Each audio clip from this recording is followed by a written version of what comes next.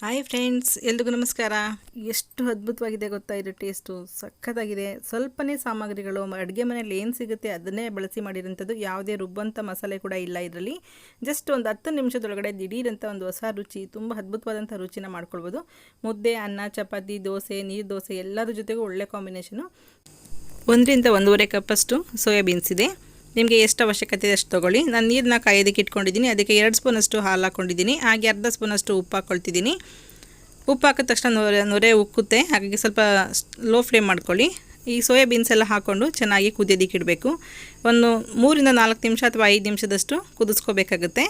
ಹಾಲು ಹಾಕಿದ್ರಿಂದ ಉಪ್ಪು ಬಂದು ಸುರಿಯೋ ಚಾನ್ಸ್ ಇರುತ್ತೆ. ಆದಷ್ಟು ನೋಡಿಕೊಂಡು ಲೋ ಫ್ಲೇಮ್ ಅಥವಾ ಮೀಡಿಯಮ್ ಫ್ಲೇಮ್ನಲ್ಲಿ ಚೆನ್ನಾಗಿ ಒಂದು 3-4 ನಿಮಿಷ ಕುದಿಸ್ಕೊಳ್ಳಿ.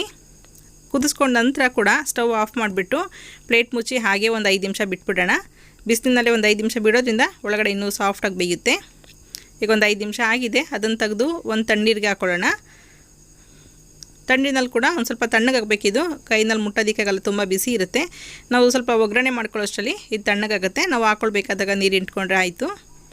ಈ ಥರ ಹಾಲಲ್ಲಿ ಬೇಯಿಸೋದ್ರಿಂದ ಇದರಲ್ಲಿ ಒಂದು ಸ್ಮೆಲ್ ಇರುತ್ತೆ. ಇದು ಚೆನ್ನಾಗಿ ಕುದಿಸಿಲ್ಲ ಅಂದರೂ ಕೂಡ ನೀವು ತಿನ್ನೋದಕ್ಕಾಗಲ್ಲ. ಅಥವಾ ಬಿಸಿನೀರಲ್ಲಿ ನೆನೆ ಹಾಕಿದ್ರು ಕೂಡ ಒಂದು 15 ನಿಮಿಷ ಆದರೂ ಕುದಿಯುವಂಥ ಬಿಸಿನೀರಲ್ಲಿ ನೆನೆ ಹಾಕಬೇಕಾಗುತ್ತೆ. ಈ ಥರ ಕುದಿಸ್ಕೊಳ್ಳೋದ್ರಿಂದ ಇನ್ನೂ ಬೇಗ ಆಗುತ್ತೆ. ನಾವು ಒಗ್ಗರಣೆ ಮಾಡ್ಕೊಳ್ಳೋಣ. 1-2 ಸ್ಪೂನಷ್ಟು ಎಣ್ಣೆ, ಹಾಗೆ 1-2 ಸ್ಪೂನಷ್ಟು ಬೆಣ್ಣೆ ಕೂಡ ಹಾಕ್ಕೊಳ್ತಿದ್ದೀನಿ.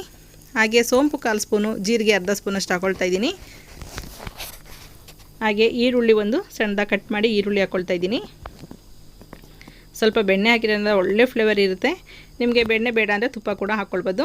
ಗರಂ ಮಸಾಲದಲ್ಲಿ ಒಂದು ಸಣ್ಣ ಪೀಸು ಚಕ್ಕೆ, ಅರ್ಧ ಪಲಾವ್ ಎಲೆ, ಹಾಗೆ ಲವಂಗ ಒಂದು 3, ಹಾಗೆ ಒಂದು ಏಲಕ್ಕಿನ ಹಾಕ್ಕೊಳ್ತಾ ಇದ್ದೀನಿ.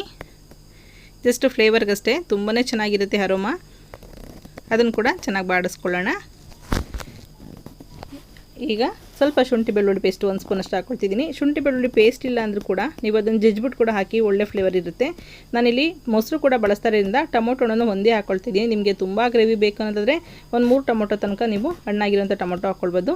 ಮಸಾಲೆ ಪುಡಿಗಳಲ್ಲಿ ಖಾರದ ಪುಡಿ 1.5 ಸ್ಪೂನು, ಹಳದಿ ಪುಡಿ ಅರ್ಧ ಸ್ಪೂನು, ಗರಂ ಮಸಾಲ ಅರ್ಧ ಸ್ಪೂನು, ರೋಸ್ಟೆಡ್ ಜೀರಿಗೆ ಪುಡಿ ಅರ್ಧ ಸ್ಪೂನು, ಇದು ಬೋಂಡಕ್ಕೆ ಬಜ್ಜಿಗೆ ಉಪಯೋಗಿಸೋಂಥ ಕಡಲೆ ಹಿಟ್ಟು 1.5 ಸ್ಪೂನು, ಧನಿಯಾ ಪುಡಿ ಕೂಡ 1.5 ಸ್ಪೂನಷ್ಟು ಇದೆ. ನಿಮಗೆ ಕಡಲೆ ಹಿಟ್ಟು ಹಾಕೋದ್ರಿಂದ ಇದ್ರ ಟೇಸ್ಟೇ ಬೇರೆ ಥರ ಆಗಿಬಿಡುತ್ತೆ. ಗ್ರೇವಿ ಕೂಡ ಗಟ್ಟಿ ಬರುತ್ತೆ, ತುಂಬ ಅದ್ಭುತವಾಗಿರುತ್ತೆ ಟೇಸ್ಟು. ಈಗ ಇದೆಲ್ಲ ಟೊಮೊಟೊ ಎಲ್ಲ ಸಾಫ್ಟ್ ಆಗಿದೆ. ಅದಕ್ಕೇನೆ ನಾವೆಲ್ಲ ತೊಗೊಂಡಿರೋಂಥ ಮಸಾಲೆ ಪುಡಿಗಳು ಹಾಗೆ ಕಡಲೆ ಹಿಟ್ಟು ಕೂಡ ಹಾಕ್ಕೊಂಡು ಲೋ ಫ್ಲೇಮ್ನಲ್ಲಿ ಫ್ರೈ ಮಾಡ್ಕೋಬೇಕಾಗತ್ತೆ. ಟೊಮೊಟೊ ಕೂಡ ಹಾಕಿರೋದ್ರಿಂದ ತಳ ಹಿಡಿಯೋ ಚಾನ್ಸ್ ಏನಿರೋದಿಲ್ಲ. ಸ್ಟವ್ನ ಲೋ ಫ್ಲೇಮ್ ಮಾಡ್ಕೊಳ್ಳಿ.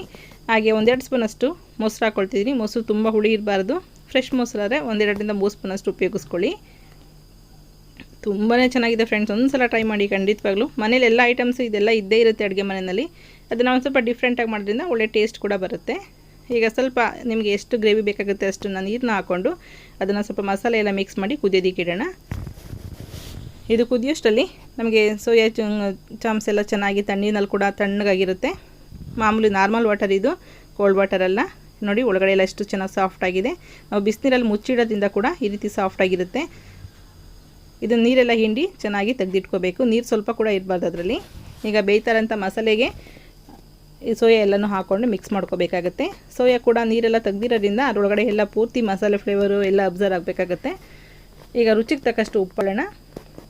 ಇದನ್ನು 7 ರಿಂದ 8 ನಿಮಿಷ ಅಥವಾ 10 ನಿಮಿಷದಷ್ಟು ಲೋ ಫ್ಲೇಮ್ನಲ್ಲೇ ಕುದಿಸ್ಕೋಬೇಕು ನೀವು. ನೋಡಿ ಎಷ್ಟೊಂದು ದಪ್ಪ ಆಗಿದೆ ಸೋಯಾ ಎಲ್ಲನೂ. ತುಂಬ ಚೆನ್ನಾಗಿರುತ್ತೆ, ಅರೋಮನೂ ಚೆನ್ನಾಗಿರುತ್ತೆ, ಟೇಸ್ಟ್ ಅಂತೂ ತುಂಬ ಅದ್ಭುತವಾಗಿರುತ್ತೆ. ಈಗ ಒಂದು ಅರ್ಧ ಸ್ಪೂನಷ್ಟು ಸಕ್ಕರೆ ಹಾಕ್ಕೊಳ್ತಿದ್ದೀನಿ.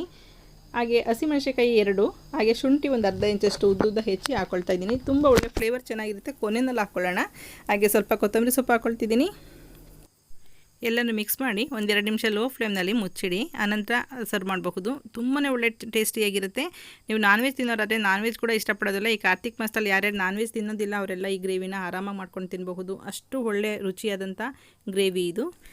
ಫ್ರೆಂಡ್ಸ್, ನಂದು ರಾಣಿ ಸ್ವಯಂ ಕ್ರಿಯೇಟಿವಿಟಿ ಚಾನಲ್ನಲ್ಲಿ ದೀಪದ ಡೆಕೋರೇಷನ್ ಯಾವ ರೀತಿ ಮಾಡೋದು ಅಂತೇಳಿ ವಿಡಿಯೋ ಅಪ್ಲೋಡ್ ಮಾಡಿದ್ದೀನಿ. ಇದು ನನ್ನ ಮಗಳು ಮಾಡಿದ್ದು ಟೈಮ್ ಪಾಸ್ಗೆ ಅಂತೇಳಿ. ಬರೀ ಫ್ಯಾಬ್ರಿಕ್ ಪೇಂಟು ಹಾಗೆ ಸ್ಟೋನು ಉಪಯೋಗಿಸ್ಕೊಂಡು ಡೆಕೋರೇಷನ್ ಮಾಡಿರೋಂಥದ್ದು. ತುಂಬ ಸಿಂಪಲಾಗಿದೆ. ಮಕ್ಕಳುಗಳ ಕ್ರಿಯೇಟಿವಿಟಿ ಮಾಡೋದಕ್ಕೆ ಇಷ್ಟ ಇದ್ದರೆ ನೀವು ಕೂಡ ಒಂದು ಸಲ ಟ್ರೈ ಮಾಡಬಹುದು. ತುಂಬ ಚೆನ್ನಾಗಿ ಕೂಡ ಕಾಣ್ತಿದೆ. ಮಾಡೋದು ಕೂಡ ತುಂಬಾ ಸಿಂಪಲ್ಲು. ನೋಡೋಲ್ಲ ಫ್ರೆಂಡ್ಸ್, ಈ ಗ್ರೇವಿ ಎಷ್ಟು ಚೆನ್ನಾಗಿದೆ ಅಂತೇಳಿ. ನೀವು ಕೂಡ ಒಂದು ಸಲ ಟ್ರೈ ಮಾಡಿ. ಹಾಗೆ ನಿಮ್ಮ ಅಭಿಪ್ರಾಯ ಅನಿಸಿಕೆಗಳನ್ನ ಕಮೆಂಟ್ ಬಾಕ್ಸಲ್ಲಿ ಹಾಕಿ. ನಿಮ್ಗೆ ಇಷ್ಟ ಆದರೆ ಲೈಕ್ ಕೊಡೋದನ್ನು ಮರಿಬೇಡಿ.